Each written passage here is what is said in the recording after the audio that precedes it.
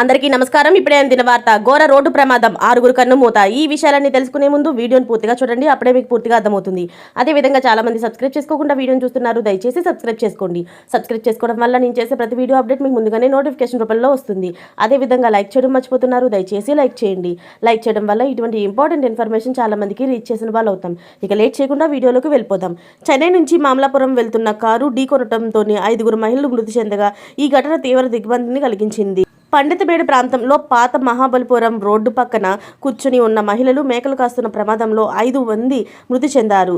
చెంగల్పట్టు జిల్లా మామల్లపురం సమీపంలోని పండితమేడు ప్రాంతంలో విజయ, యశోద, లోకంపాల్, అలాగే గౌరీ, అనంతమ్మలను మేకలు మేపుతుండగా కారు ఢీకొనడంతో 5 మహిళలు అక్కడికక్కడే మృతి చెందారు.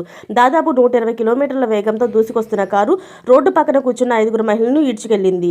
శరీరం మొత్తం నుజ్జు కావడంతో 5 మహిళలు చనిపోయారు. అయితే 5 ఒకే గ్రామానికి చెందిన వారు కావడంతో ఆ గ్రామ ప్రజలందరూ విషాద శైలిలో అనుకున్నాయి. మద్యం మత్తులో వాహనం నడుపుతూ 5 మంది మహిళలను ఢీకొట్టిన యువకులను పట్టుకుని దాడి చేశారు.